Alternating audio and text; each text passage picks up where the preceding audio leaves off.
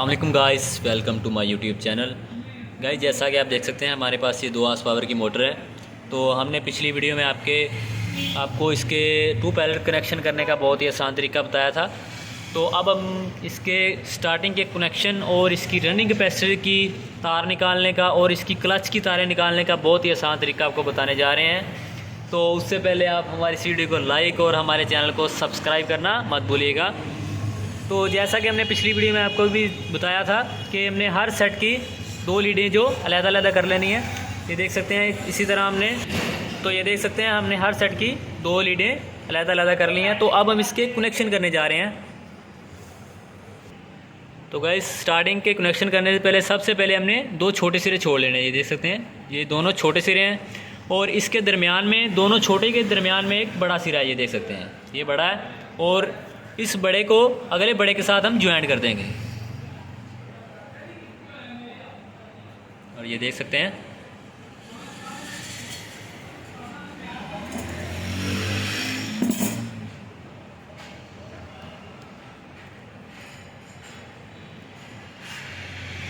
और ये देख सकते हैं अब बड़े के साथ ज्वाइंट हो गया। तो इसके आगे छोटा सिरा, ये देख सकते हैं, ये छोटा सिरा है और इसके आगे बड़ा सिरा। हम बड़े सिरे को छोड़ देंगे और उसके आगे छोटा सिरा है, उसको छोटे को छोटे के साथ ज्वाइंट कर देंगे। इसी तरह हम ये जो आखिर में बड़ा सिरा, 2 बड़े सिरे बच चुके हैं, इन दोनों को बड़े दोनों को आपस में ज्वाइंट कर देंगे। ये 2 बड़े आ गए।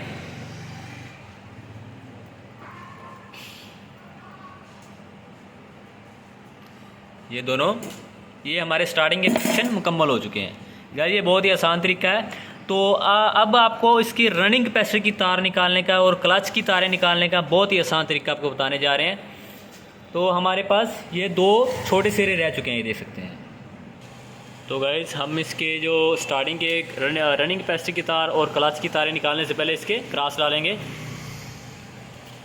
तो गाइस, ये देख सकते हैं हमारे चारों क्रॉस मुकम्मल हो चुके हैं। तो अब हमारे पास ये छोटे सिरे रह चुके हैं। तो ये देख सकते हैं, ये 2 छोटे सिरे हैं। हम इन दोनों छोटे सिरों से कोई भी एक ले सकते हैं। तो ये देख सकते हैं, अब हम इसके ऊपर से नैमल साफ़ करेंगे। कोई एक तार ले सकते हैं आप।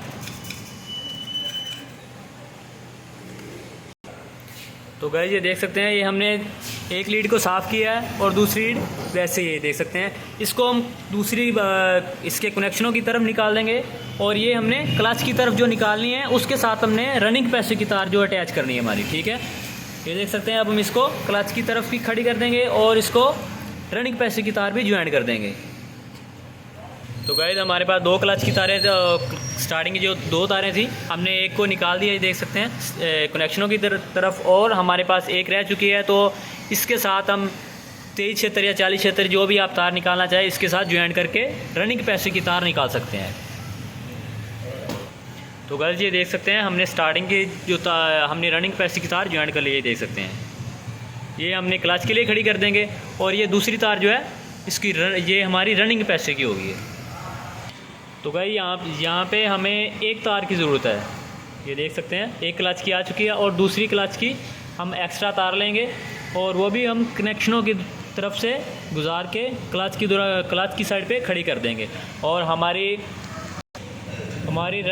स्टार्टिंग के कनेक्शन, ये देख सकते हैं, मुकम्मल हो चुके हैं। ये जिसको हमने बांधी दी है, ये रनिंग कैपेसिटर वाली तार है, ये देख सकते हैं। तो ये हमारे कनेक्शन मुकम्मल हो चुके हैं। गाइस, ये बहुत ही आसान तरीका है रनिंग कैपेसिटर की और क्लच की तारें निकालने का।